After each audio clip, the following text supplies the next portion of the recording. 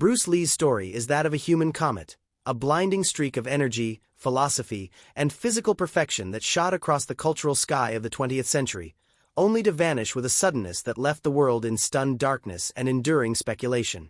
His was a life lived at a furious, almost unsustainable intensity, a relentless pursuit of mastery that broke boundaries of race, cinema, and martial arts philosophy, yet ended in a quiet Hong Kong apartment with a mystery that has outlived him.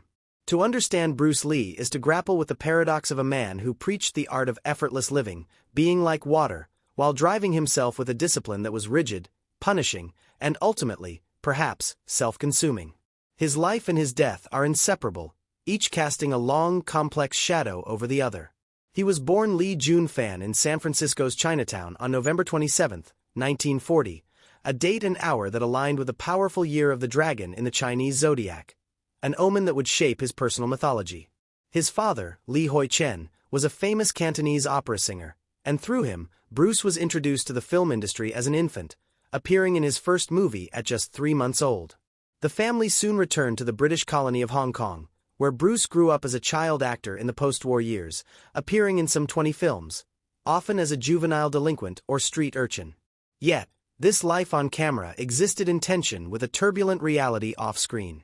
Hong Kong in the 1950s was a place of street gangs and constant friction, and the young Bruce, small for his age and taunted by British youths, found himself in frequent fights. Seeking not just to defend himself but to forge an identity, he was introduced at age 13 to the martial art of Wing Chun under the legendary Master Yip Man. This training was transformative, but it was also fraught. As a child of mixed Chinese and European heritage, his mother, Grace Ho, was of Eurasian descent. He faced initial rejection from some students who adhered to the traditionalist view that Chinese arts should not be taught to outsiders. This early experience of being caught between worlds, neither fully accepted in the traditional Chinese milieu nor part of the British ruling class, planted the seeds for his later philosophical rebellion against all forms of restrictive, classical orthodoxy. His teenage years were marked by increasing rebelliousness and street violence, culminating in a fight so severe his parents, fearing for his future, made the decisive choice to send him alone back to the United States. In 1959, with $100 in his pocket, the 18-year-old Lee sailed to San Francisco, working briefly as a dance instructor before settling in Seattle. There, he enrolled at the University of Washington, majoring in philosophy, a discipline that would become the intellectual bedrock for his life's work. To support himself, he began teaching martial arts, first from his backyard and then from a formal school. This was the genesis of his American journey, the fusion of Eastern physical discipline with Western philosophical inquiry. In 1964, he married his student, Linda Emery, and shortly after, demonstrated his shocking one-inch punch at the Long Beach International Karate Championships, a performance that first brought him to the attention of Hollywood. He and Linda moved to Oakland, then to Los Angeles, where he opened schools and began teaching his evolving art to a select group of students that came to include celebrities like Steve McQueen, James Coburn, and basketball legend Kareem Abdul-Jabbar. It was in Los Angeles that Lee's great frustration and his defining philosophy crystallized. Despite his demonstrable genius, Hollywood could see him only in narrow, stereotypical roles. His big break was landing the part of Kato, the chauffeur and sidekick in the television series The Green Hornet, 1966-67. Though the show was short-lived, Lee's electrifying performance made him a star in Hong Kong, where it was retitled The Kato Show. In America, however, doors remained firmly shut. He was deeply wounded when the lead role in the TV series Kung Fu, a concept he had helped develop, was given to the non-Asian actor David Carradine because studios believed an Asian lead could not attract an American audience. This professional exile during the peak of his creative powers was a period of intense ferment.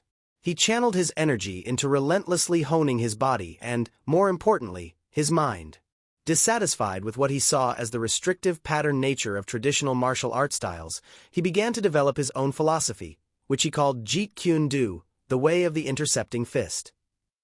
JKD was not a new style to be rigidly followed, but a concept of liberation. Its core principle was to have no style as style, to use all ways, but be bound by none. He preached adaptability, directness, and personal expression, famously urging his students to be formless, shapeless, like water. This philosophy, captured in his posthumously published notes Tao of Jeet Kune Do, was a direct reflection of his own battle against the rigid boxes, racial, cultural, and artistic, that the world tried to impose on him. Faced with Hollywood's intransigence, Lee made a strategic retreat to the place where he was already a superstar, Hong Kong. In 1971, he signed a 2-film contract with Golden Harvest Studio. The result was a seismic shift in global cinema. The Big Boss, 1971, and Fist of Fury, 1972, shattered box office records across Asia. For the first time, Asian audiences saw a hero who was not a mythic swordsman from a wuxia fantasy, but a modern, relatable champion who channeled national pride and defiance against oppressors with a raw, athletic fury they had never witnessed. Lee was not just acting, he was embodying a new Asian identity, powerful, confident, and unconquerable. He seized complete creative control for his next project, The Way of the Dragon, 1972, which he wrote, directed, choreographed, and starred in. It featured the iconic climactic showdown in the Roman Colosseum against Chuck Norris, a scene that perfectly showcased Lee's unique blend of deadly skill and playful charisma. He was now the absolute master of his domain, a one-man cinematic revolution. This success forced Hollywood to finally pay attention. The result was Enter the Dragon, 1973, the first major joint production between a Hollywood studio, Warner Brothers, and a Hong Kong film company. It was designed to be his global coronation, a film that would introduce his philosophy and unparalleled physicality to the entire world. During its production, Lee was a whirlwind of creative energy, but he was also pushing himself past all reasonable limits. He maintained a brutal training regimen, followed a Spartan diet, and drove himself with a relentless, almost obsessive focus. The physical and mental strain was immense. Then, on May 10, 1973, just as Enter the Dragon was in post-production, a terrifying precursor struck. While working in a recording studio, Lee collapsed, racked by seizures and screaming in agony from a sudden catastrophic headache. Rushed to the hospital, he was diagnosed with cerebral edema, a dangerous swelling of the brain. Doctors managed to save him with emergency medication, but the cause remained a frightening mystery.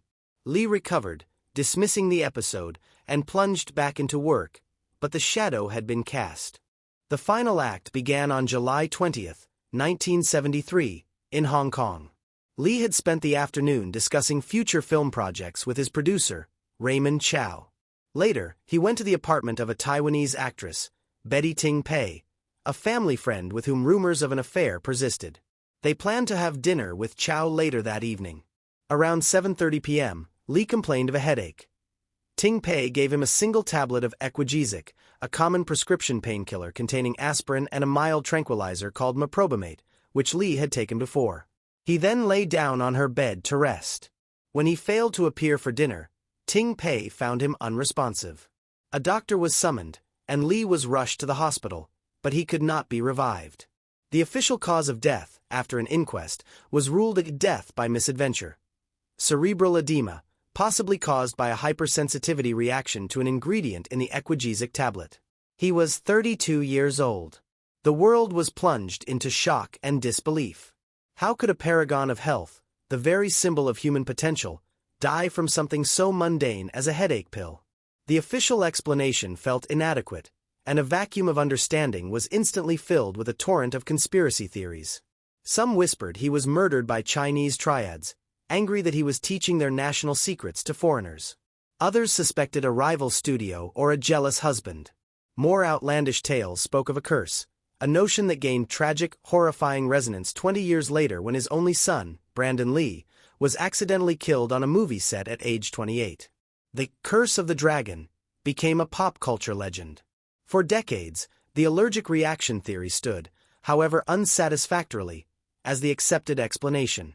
However, a groundbreaking medical paper published in 2022 in the Clinical Kidney Journal proposed a new, scientifically rigorous hypothesis that makes profound sense of the known facts. The research suggests Bruce Lee did not die from a drug allergy, but from a specific kidney dysfunction, an inability to excrete excess water, leading to a condition called hyponatremia, critically low sodium levels in the blood, which in turn caused fatal cerebral edema. The researchers meticulously detailed Lee's multiple, intersecting risk factors. He was known to drink large quantities of water, a common practice among intense athletes. He used marijuana, which can increase thirst. He was taking multiple prescription medications, including the anti-epileptic drug phenytoin, prescribed after his May collapse, diuretics, and possibly opioids for pain, that can all impair the kidney's ability to regulate water. He maintained a chronic low-solute diet, mostly vegetables, rice, and fish, which provides few electrolytes to help balance fluid. He pushed his body through extreme exercise daily. On the day he died, it was very warm, and he had been active, likely increasing his fluid intake. The researchers posit that this perfect storm of factors overwhelmed his kidney's ability to cope, diluting his blood sodium to deadly levels. The headache he experienced was likely the first symptom of his brain cells beginning to swell with the excess water. In this light, the equagesic tablet was not the cause, but merely an innocent bystander taken as he was already succumbing to a physiological crisis. He was, in a tragic irony, killed by the very element he urged others to emulate, an overwhelming, uncontrollable flow of water within his own body. Lee's death, just 1 month before the premiere of Enter the Dragon, transformed him from a rising star into an immortal legend.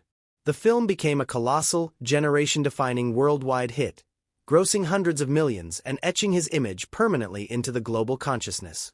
His legacy is vast and multiform.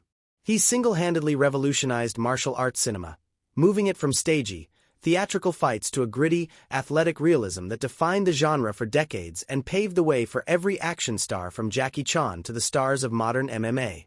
He was the first true global Asian superstar, a symbol of pride who shattered demeaning stereotypes. His wife Linda later wrote that his great ambition was to show that Asians are human beings. In this, he succeeded beyond measure. Philosophically, his teachings on adaptability, self-expression, and breaking free from conformity continue to inspire far beyond the dojo, influencing fields from business to psychology. Yet, the most poignant part of his legacy is the man himself. The relentless drive, the intellectual curiosity, the charming smile, and the profound vulnerability. He was a bridge between East and West, a philosopher in action, a poet of motion. His life was a brilliant, short-burning flame that illuminated new possibilities for what a human being could achieve. His death, once a murky mystery, now appears as a tragic accident of physiology, a fatal flaw in the magnificent machine he had built. Bruce Lee lived as he died, a complex, powerful, and ultimately human phenomenon, whose brief, spectacular passage across our world left it irrevocably and indelibly changed.